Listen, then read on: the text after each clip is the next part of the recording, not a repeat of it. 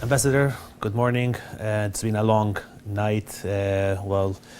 First of all, thank you for accepting this interview this early in the morning. The results are out now, and President Barack Obama has been given a second term of office for the next 4 years. Your first reaction? Delighted that democracy has prevailed. The American people have experienced a very long, very hard-fought campaign. Both candidates spoke very well to the issues they thought were important and the American people believe are important. And the opportunity to speak about the direction that the American people want the country to go in was made, the decision's made. What does this result mean for the United States of America, and how do you think the international community will react to this result? Well, for the United States, again, as I said, it shows that our democratic process is strong, that it's well thought out, and it works. And so that's the bottom line for the American people. I think for the international community, it is, again, an example that democracy does work, that it's important that people have the right to make their views known, to make a choice in who leads their country, who leads their nation, who helps set the vision for where the country is going. Certainly the international community is familiar with the president, and so has the ability to have expectations about where we'll go. Voters seemed very much to like Mr. Obama personally, and many remained loyal to him even. They gave him, throughout these 4 years, maybe gave him some low marks, how he headed the economy of the country. Do you agree with this? And what do you think helped Mr. Obama to keep this loyalty close to him? The president certainly has a good deal of popularity among the American people, and obviously loyalty. Again, the voters have spoken. I think that Americans generally give him very high marks for his sincerity and his efforts to lead the country.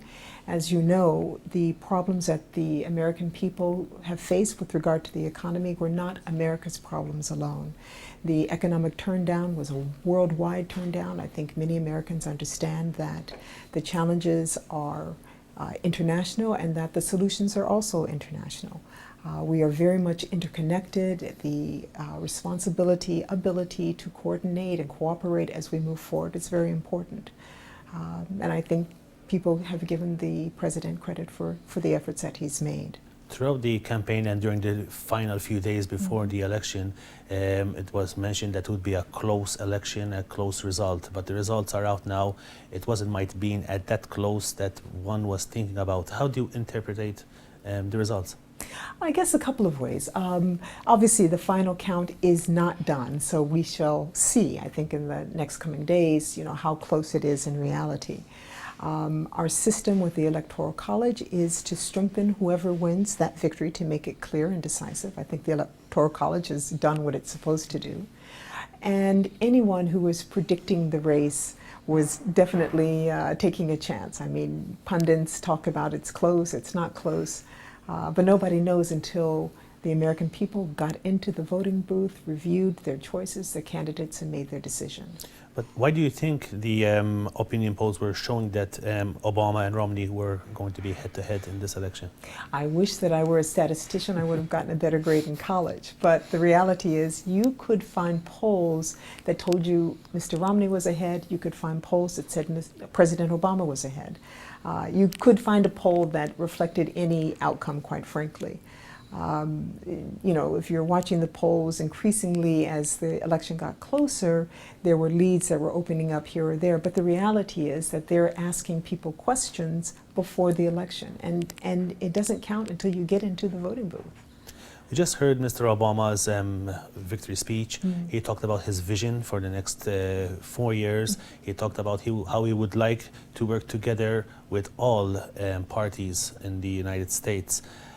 His first victory speech, how can you, in a short way, interpret what his vision is? I think you said it very well, that need and recognition that we all have to work together. He mentioned that several times, that the tradition, the values, the core values of the American people is that we are all rising together. That way it's not just individual accomplishment that's important, but the fact that we take care of each other. And I think Americans, whether Republican, Democrat, independent, or otherwise, believe that is very true. I think both President Obama and Mr. Romney before him gave very good speeches, and both of them talked about the need to come together, to work across political views and spectrums, and to do what is necessary to get America moving forward on the right track again. And I think they both spoke very well. Mr. Obama mentioned that the people voted for themselves and not voted for the politics of the United States. I think that's a fair assessment. It has been a very long campaign. I mean, really 2 years we've been watching the candidates position themselves for running for president. And it has been a tough campaign. Tough for the people to listen to all the advertising, and particularly for those swing states, my own state of Ohio. My family and friends say the commercials came fast and furious in this last couple of weeks. The reality is, when you're voting for President of the United States, it's not about the politics, and it really is about the vision and the need to try and find someone that is going to lead the country in the way that reflects American values and traditions. Now that President Obama is again confirmed as president, do you think there will be any change in the United States foreign policy? I think that the president's views, as far as our partnerships and allies and what the priorities are very well known. I believe that we will continue in the direction that the president has set. Yeah. With this result, do you think that in the next 4 years there will be any kind of gridlock or filibustering in the Senate or in the House of Representatives that would cause any problems for any certain laws to be passed? I'd love to say no, but I don't know, so I'll say that. Coming to my question about the United States and Malta now. The next 4 years, President Obama, how would be the vision of the United States vis-a-vis of Malta? How will both countries be working together in the future? Sure. Well, obviously, I can't say exactly what's going to happen in the future, but we have the past to go by. And the reality is that our bilateral relationship is very close, it's very strong. The President is well aware of the contributions that Malta has made in recent times. As you know, the Secretary was here just last year and spoke very eloquently of the appreciation of the American people. I certainly continue to reflect that while I'm here representing the United States. I'm delighted with the nature of our bilateral relationship, the ability to cooperate, to consult. It is something that we do with Malta directly, with Malta as part of the European Union, and Malta's strategic importance is recognized and highly unlikely to change. Illegal immigration in Malta is one of the most important issues that's arising. The United States has very much helped Malta tackle this issue more than the European Union. Will the United States continue in helping Malta, even relocating illegal immigrants that arrive in Malta and taking them to the United States? It's important to use the right terminology in this, and I would say refugees is very important for all of us internationally to recognize that many of the people that come to Malta are refugees fleeing terrible oppression, danger, etc. And the Maltese government recognizes that as well. The National Organization for Migration is here. UNHCR helps us identify the people that are able to get refugee status. The United States is very proud of our cooperation with Malta in assisting refugees.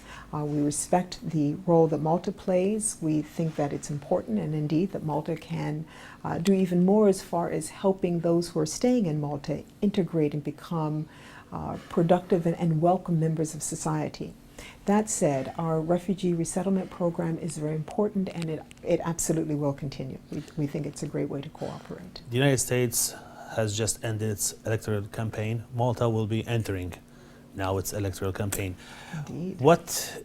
How will the United States will be following what will be happening in Malta? There could be a change of government also. How would this how would this happen, during Malta and the United States, the change in government? Will there be any change in policy? Well, obviously, it's going to be up to the Maltese people what the next government looks like. And I must say, I'm delighted to become an observer again and watch your elections and how they unfold.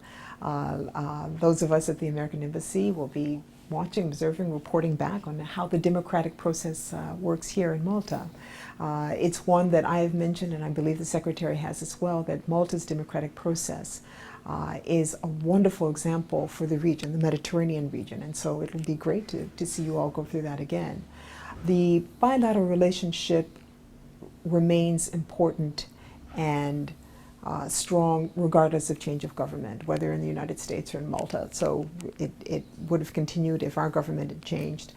It will continue forward because the interests that we have, the United States and Malta, are longer term. They're not political issues. They're international issues. My last question, the future of the United States.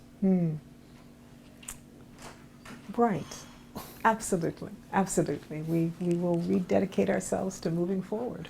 Well, Ambassador, thank you for this interview. I know it's been a long night for you. I think you deserve a good rest for some few hours. Grazie. Grazie lilek. And thank you again, and congratulations for the, say, a great campaign, electoral campaign, and a win for President Barack Obama. Democracy prevailed. Grazie ħafna.